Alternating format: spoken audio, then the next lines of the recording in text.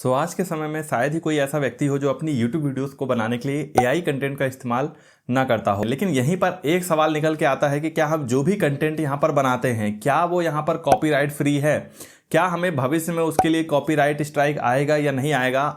आज की इस वीडियो में मैं आप सभी लोगों से बेसिकली 3 चीजों के बारे में बात करने वाला हूं। सबसे पहली बात तो क्या आपको ये जो AI कंटेंट है क्या इस पर कॉपीराइट स्ट्राइक आ सकता है। दूसरा, ये जो आप AI के थ्रू कंटेंट जनरेट करते हैं क्या आप इसका ऑनरशिप ले सकते हैं, यानी ये केवल आपका ओरिजिनल कंटेंट कहलाए। तीसरी चीज, 2026 में इस तरह के जो भी AI से रिलेटेड कंटेंट है आखिर इस पर जो ऑफिशियल रूल है, हम कहें एक तरह से गवर्नमेंट का या फिर यूट्यूब का, इस पर ऑफिशियल रूल क्या है वो भी मैं इस वीडियो क्लास में आप सभी को बताने वाला हूं। दोस्तों वीडियो क्लास से जरूर देखिएगा, बहुत ही ज्यादा काम की होने वाली है। और अभी तक आपने इस वीडियो को लाइक नहीं किया तो जल्दी से लाइक कर दीजिए, साथ ही चैनल को सब्सक्राइब नहीं किया सब्सक्राइब कर दीजिए। चलिए दोस्तों वीडियो को स्टार्ट करते हैं। तो यहां पर देखिए दोस्तों, अगर हम शुरुआत करें अपने वीडियो के सबसे पहले सवाल की कि क्या AI कंटेंट इस्तेमाल करने पर आपको कॉपीराइट स्ट्राइक आ सकता है, तो देखिए दोस्तों इसका जवाब कुछ हद तक हाँ भी है और कुछ हद तक ना भी है। यदि आप थोड़ी देर मेरी बात को ध्यान से सुने तो आप इसका मतलब जो है वो पूरी तरह से समझ जाएंगे। देखिए AI टूल आज के समय में इतने ज्यादा सक्षम है कि आप इसकी मदद से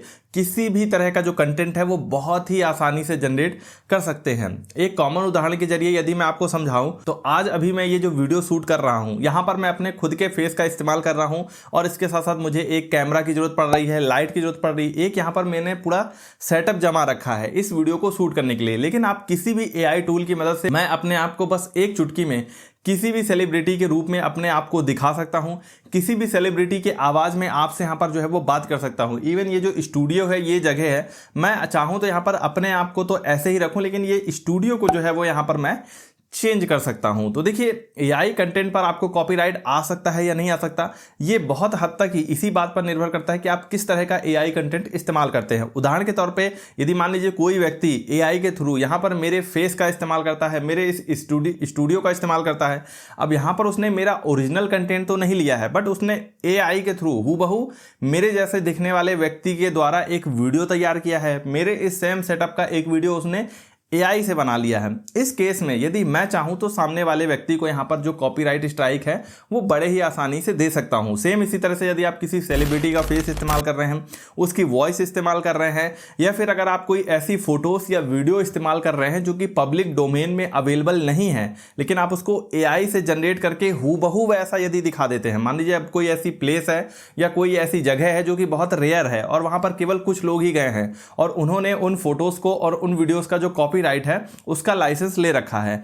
अब आप भी जो है वो AI की मदद से सेम हूबहू वैसा वीडियो यदि बनाकर अपलोड करते हैं तो आपको उस पर 100% कॉपीराइट आने के चांसेस होते हैं। इसके अलावा दोस्तों मान लीजिए कोई मूवी है, कोई कार्टून है, कोई एनिमेशन है या किसी तरह की कोई सीरीज है, यदि आप उसके सीन को AI के थ्रू रिक्रिएट करते हैं या आप यहां पर उस मूवी, उस कार्टून, उस एनिमेशन से कोई ऐसा कॉन्सेप्ट लेते हैं जिससे देखने वालों को हूबहू अंदाजा लग जाए कि भले ही आपने ये वीडियो AI के थ्रू बनाया है लेकिन यहां पर इसका जो पूरा कॉन्सेप्ट है, पूरे जो कैरेक्टर है और पूरा जो वीडियो दिखने चलने का स्टाइल है वो आपने कहीं ना कहीं मूवी, किसी एनिमेशन या किसी कार्टून से उठाया है, उस केस में भी आपकी वीडियो पर आपको यहां पर जो है वो कॉपीराइट स्ट्राइक आ सकता है। दूसरी बात, क्या आप किसी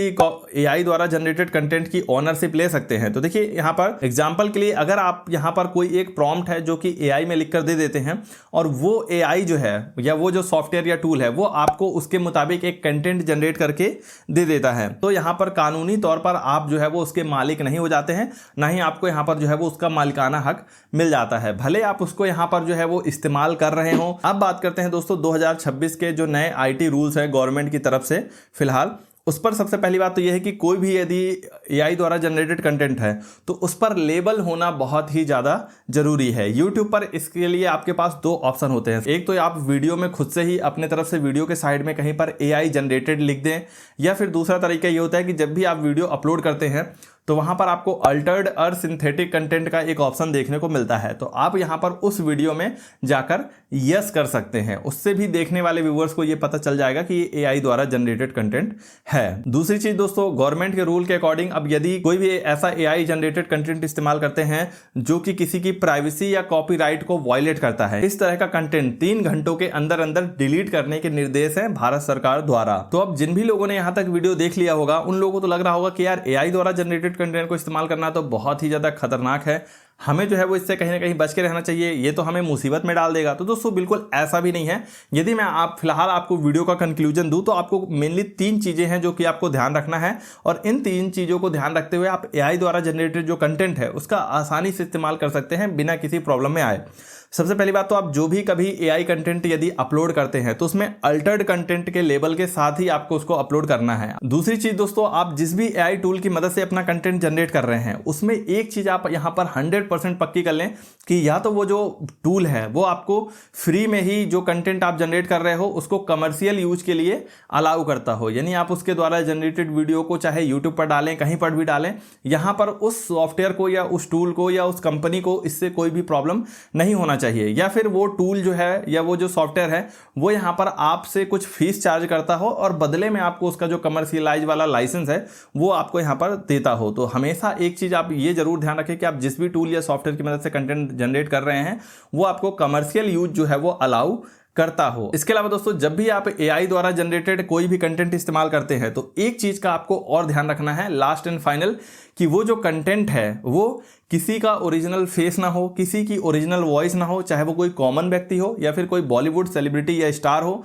किसी मूवी से मिलता जुलता सीन ना हो, किसी कार्टून या एनिमेशन से मिलता जुलता हूबहू सीन ना हो। आप उसके थ्रू केवल वही सीन विजुअलाइज करने की कोशिश करें, जो चीज़ आप अपनी ऑडियंस को बता रहे हैं, समझा रहे हैं, उससे मिलती जुलती चीज़ें आप जो है वो एआई के द्वारा जनरेट कर सकते हैं। लेकिन आप किसी दूसरे व्यक्ति का कंटेंट कभी भी एआई द्वारा जनरेट करके अपलोड करने की कोशिश ना करें, उससे आप प्रॉब्लम में आ सकते हैं। पास्ट में बहुत सारे आपको ऐसे चैनल देखने को मिलेंगे जो एआई द्वारा जनरेटेड कंटेंट का इस्तेमाल करते थे, आराम से उनके चैनल मोनेटाइज हो रहे थे, लेकिन अभी फिलहाल यूट्यूब जो है वो इस चीज़ को फिल्टर आउट करना स्टार्ट कर दिया है। और आज के टाइम पर बहुत सारे ऐसे चैनल है जो कि एआई द्वारा जनरेटेड कंटेंट को अगर यदि अपलोड करते हैं तो यूट्यूब उनको चेक करता है, रिव्यू करता है, और अगर यूट्यूब को समझ में नहीं आता है, सही नहीं लगता है, तो यूट्यूब उन चैनल के अगेंस्ट में एक्शन भी ले रहा है। कब आपका चैनल रातों रात गायब हो जाएगा आपको बिल्कुल भी पता नहीं चलेगा। तो एक चीज आपको हमेशा याद रखना है कि आपको एआई द्वारा जनरेटेड कंटेंट को सिर्फ एक सहूलियत के तौर पे इस्तेमाल करना है, 100% उस पर ही डिपेंड नहीं होना है। यहां पर